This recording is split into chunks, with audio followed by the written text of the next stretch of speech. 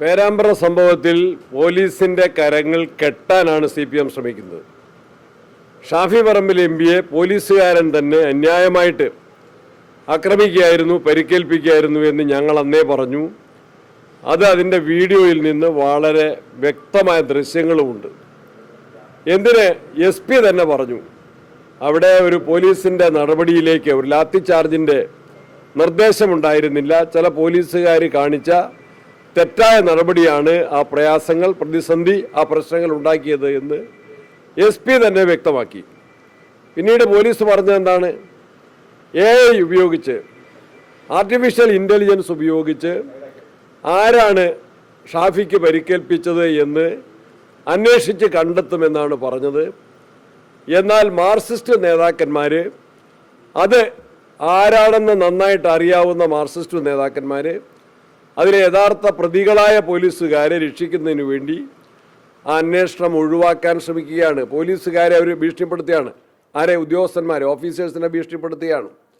സത്യസന്ധമായ അന്വേഷണവും നിലപാടും സ്വീകരിക്കുന്ന പോലീസ് ഉദ്യോഗസ്ഥന്മാരെ ഭീഷണിപ്പെടുത്തി യഥാർത്ഥ സംഭവങ്ങൾ തെളിയിക്കപ്പെടരുത് എന്ന് CPM നേതൃത്വം, എന്തിന് LDF കൺവീനർ EP ജയരാജൻ വന്ന് നടത്തിയ ഭീഷണി പ്രസംഗം അവിടെ നിൽക്കുകയാണ്. EP ജയരാജനെതിരെ കേസെടുക്കണം. LDF കൺവീനർ ഈ കേസിൻ്റെ അന്വേഷണത്തിൽ ഭരണത്തിൻ്റെ ദുസ്വാധീനം ചെലുത്തി പോലീസുകാരെ വരട്ടാനാണ് പരിശ്രമിക്കുന്നത്. ഞങ്ങളത് അനുവദിക്കുന്ന വിഷയമില്ല.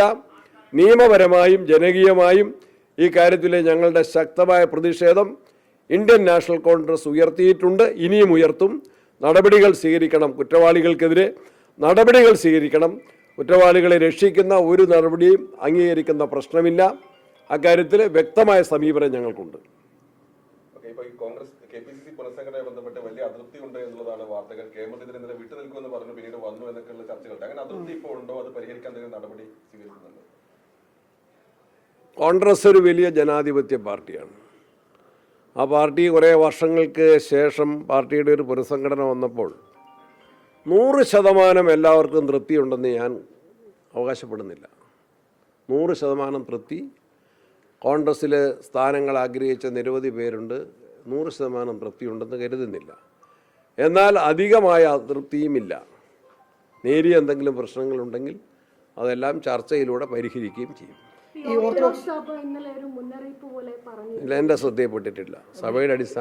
സഭയുടെ അടിസ്ഥാനത്തിലല്ല കോൺഗ്രസിലെ കാര്യങ്ങൾ തീരുമാനിക്കുന്നത്. ഞാൻ പറഞ്ഞു കഴിഞ്ഞു. ഒക്കെ മക്കൾ തന്നെ, അതിന് സംശയമൊന്നുമില്ല. എല്ലാ കാര്യങ്ങളും കണക്കിലെടുക്കാറുണ്ട് കോൺഗ്രസ്. എല്ലാ കാര്യങ്ങളും കണക്കിലെടുക്കാറുണ്ട്.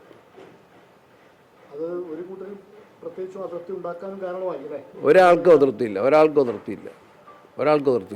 വ്യക്തികളെ പൂർണ്ണ തൃപ്തരല്ലാത്തവരുണ്ടാവും. എനിക്കിപ്പോൾ കുറച്ചും കൂടെ ഉയർന്ന സ്ഥാനം വേണമെന്ന് എനിക്ക് ആഗ്രഹം ഉണ്ടാവും. ചിലപ്പോൾ ഞാൻ അതൃപ്തി ഉണ്ടാവും. പക്ഷേ പാർട്ടിയെ സംബന്ധിച്ച് ആസ് എ ഹോൾ മാധ്യമങ്ങളും കാണേണ്ടത് ഇത് നല്ല കഠിന പരിശ്രമം നടത്തി, നല്ല ചർച്ചകൾ നടത്തി മെച്ചപ്പെട്ട ഒരു ടീമിനെയാണ് ഞങ്ങൾ നിയോഗിച്ചിട്ടുള്ളത്.